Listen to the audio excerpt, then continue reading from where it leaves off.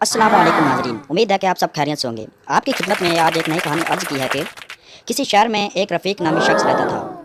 वो बहुत ही नेक और खुश दिल इंसान था। उसकी एक बीवी थी और उसके दो बच्चे थे। एक का नाम अहमद था और दूसरे का नाम सनी। वो उनसे बहुत प्यार करता था। रफ़ीक के शहर में कपड़ों की एक दुकान थी जिससे वो अच्छे खासे पैसे कमाता था और अपने घर का पेट पालता था। रफ़ीक बहुत परहेजगार और मुत्तकी इंसान था। वो सुबह सवेरे मस्जिद में जाता और फजर की नमाज अदा करके ज़िक्र अज़कार से फारिग होकर अपनी दुकान खोलता था। बस इसी खूबी की वजह से वो बहुत ही अमीर हो चुका था। एक दफ़ा यूँ हुआ कि रफ़ीक को किसी काम के सिलसिले में शहर से बाहर जाना पड़ा। उसके पास दुकान से बहुत सारे पैसे जमा हो गए थे। वो इनको महफूज हाथों में देना चाहता था। वो सबसे ज़्यादा एतबार अपने दोस्त आमिर पर करता था क्योंकि वो उसका बचपन का दोस्त और करीबी दोस्त था। वो उन पैसों की हिफाजत के लिए आमिर को काबिल समझता था और उसके पास चला जाता है। वो उसके पास पहुँचने के बाद कहता है कि भाई आमिर, क्या हाल है? दरअसल मुझे आपके पास आज इसलिए आना पड़ा क्योंकि मुझे किसी ज़रूरी काम के सिलसिले में शहर से बाहर जाना पड़ रहा है और मेरे पास कुछ पैसे हैं और मैं आपको वो देना चाहता हूँ। भाई रफीक, आप बेफिक्र हो जाए, मैं इनकी पूरी हिफाजत करूंगा।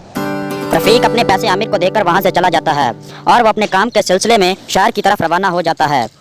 और फिर कुछ हफ्ते गुजरने के बाद आमिर को शैतान वसवसे डालने लग जाता है और वो सोचता है कि क्यों ना मैं रफीक के पैसों में से कुछ पैसे रख लूं और जब वो आएगा और इसके बारे में पूछेगा तो मैं इसके बारे में झूठ बोल दूंगा। फिर आमिर वैसा ही करता है। वो रफ़ीक के पैसों में से कुछ पैसे रख लेता है और अपने इस्तेमाल में लाकर उसे उड़ा देता है।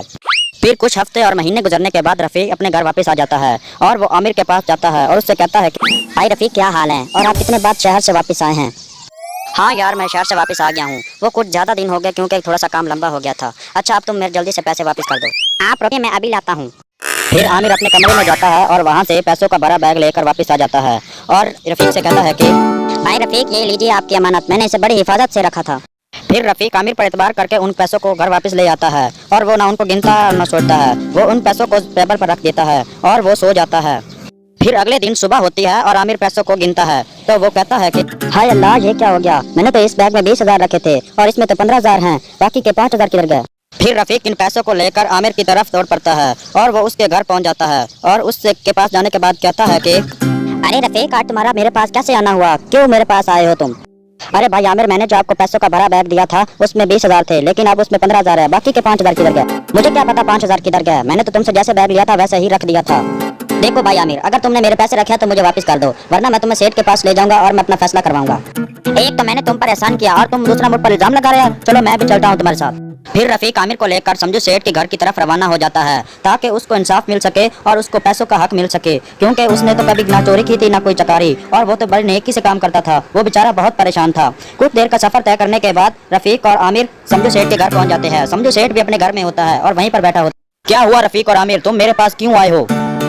जनाब सेठ, मैंने कुछ महीने पहले आमिर को 20,000 रुपए दिए थे, लेकिन अब इसमें 15,000 हैं। 5,000 कम है, पता नहीं वो कहाँ गए। और आमिर भी नहीं मान रहा कि वो उसने पैसे निकाले हैं।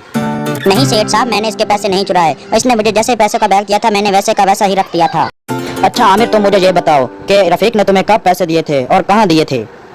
जनाब ये पैसे मुझे रफीक ने कुछ महीनों पहले अपने घर पर दिए थे। यानी कि 5-6 महीनों पहले? मैंने तो ये पैसे चेक किए, ये तो बिल्कुल नए हैं। ये तो 2-3 दिन के लगते हैं और इससे मुझे पता चलता है कि तुम झूठ बोल रहे हो। हाँ जनाब, मैंने रफीक के पैसे चुराए थे क्योंकि मुझे पैसों की बहुत जरूरत पड़ गई थी। फिर इस तरह ये सारा मामला वहीं पर खत्म हो जाता है क्योंकि आमिर ने अपने जुर्म का इतराफ़ कर लिया था और वो इस जुर्म के बारे में बहुत शर्मिंदा था। फिर आमिर और रफ़ीक आमिर के घर चले जाते हैं। भाई रफीक, मुझे माफ कर दो, मैं अपने किए पर बहुत शर्मिंदा हूँ। आमिर, मुझे तुमसे ये तवक्को नहीं थी कि तुम मुझे धोखा दोगे। मैं तुम्हें अपने छोटे भाइयों की तरह समझता था। नहीं भाई रफीक, मुझे माफ कर दीजिए, मेरे से गलती होगी। मैंने ये सब इसलिए किया क्योंकि मुझे पैसों की जरूरत पड़ गई थी। चलो ठीक है, मैं तुम्हें इस बार माफ कर रहा हूँ, लेकिन आइंदा ऐसा नहीं होना चाहिए और तुमने किसी से भी ऐसा नहीं करना। इस तरह आज की कहानी हमारी खत्म हो जाती है। मिलेंगे नेक्स्ट वीडियो में। दोस्तों, अगर मेरी वीडियो आपको अच्छी लगे तो मेरे चैनल को सब्सक्राइब कीजिए और वीडियो को जरूर कर दीजिए और अपने भाई और को जरूर पास कर दीजिए ताकि मैं